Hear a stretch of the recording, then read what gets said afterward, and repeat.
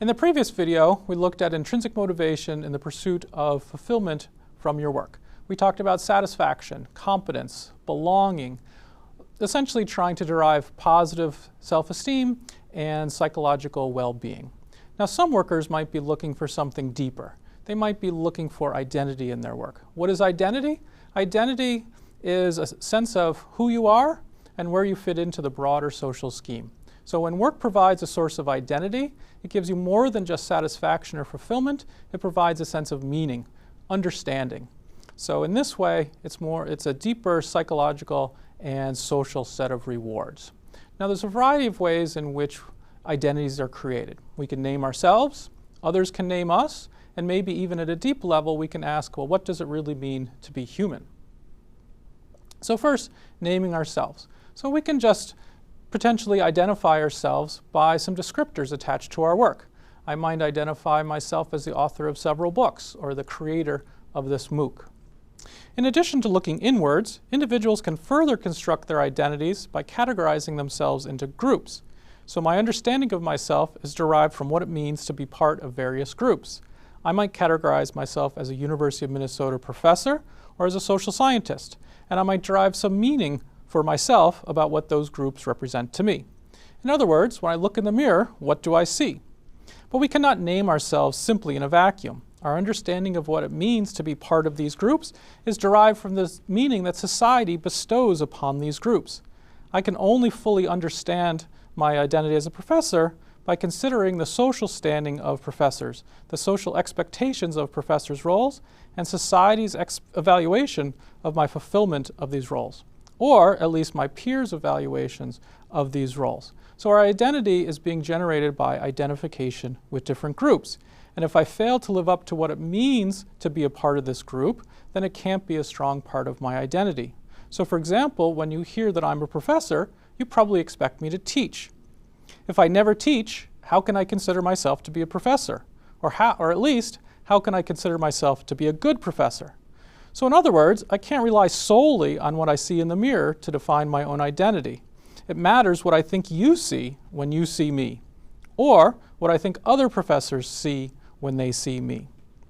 So this has an important managerial implication, which is that you should expect employees to act in ways that conform with societal expectations or with peer expectations for that occupation, even if the organization wishes them to act differently. Now, if you've risen through the ranks to manage within your own occupation, you probably understand these norms.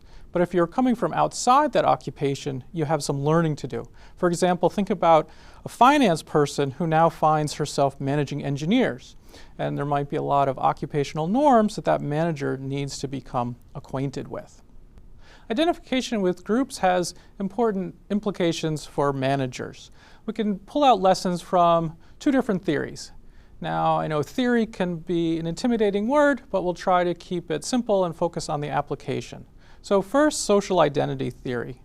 Social identity theory essentially says that you categorize yourself as members of groups in order to boost your self-esteem. And so, when you identify with your own group, called an in-group, you emphasize the positive traits of that group compared to other groups, which are called out-groups.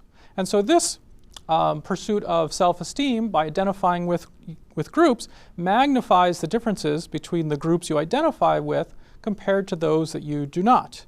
So this can lead to discrimination as well as intergroup conflict. For example, Hispanic employees might choose to speak Spanish in an American workplace because of an in-group social identity attachment. But this can lead to prejudicial treatment by whites as an out-group. A second theory to quickly look at is called self-categorization theory, which essentially extends social identity theory by digging deeper into the cognitive processes that are going on here. And so essentially this theory says that by identifying with different groups, you're essentially depersonalizing things. So instead of thinking of members as different groups as individuals, you replace them with images of stereotypes based on group characteristics. Now this may start to sound sort of academic, right? But the implication here is that a group becomes a true singular entity with shared values, norms, and therefore behaviors. So do you want to create high-performing teams? Well, then create a shared social identity, and workers will internalize the values of this group and use it as a basis for behavior and decision making. Also, want to create organizational identity? Well, then help workers derive self-esteem by being aligned with the values of your organization and seeing themselves as part of your group, part of your organization. Now notice, this can be challenging when organizations treat their employees as short-term disposable commodities or even as highly paid free agents. So lastly, we can also ask whether work defines what it means to be human. Now, not everybody would go this far, but some people see work as an essential quality of being a human being. So this is a reinforcement for why we should take the quality of work very seriously. If work really is part of what it means to be human, then we need to pay particular attention to the conditions under which people work. Note, however, that the importance of work for fulfillment, and at an even deeper level, identity, has a dark side. What happens when work conflicts with one's authentic or true self, for example, is one element of this dark side. Suppose you have a belief of who you truly are. For example, you want to be creative and autonomous.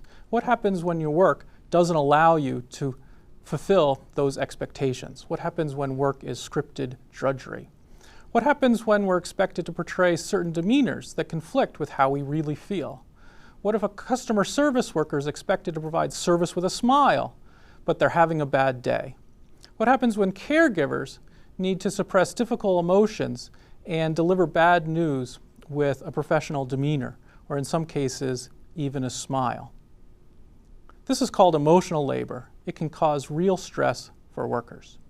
Now, returning to the previous video in this lesson, I indicated that intrinsic motivation stems from psychological needs like autonomy, competence, and relatedness. So continuing with this dark side theme, what happens when someone's work is stressful, when coworkers undermine them and they feel like a failure? Now, just as good work can yield positive psychological rewards, then it must be the case that bad work can cause psychological damage. Presumably, the stronger someone thinks intrinsic motivation is, the more damaging must be the effects when it is repressed and left unfulfilled.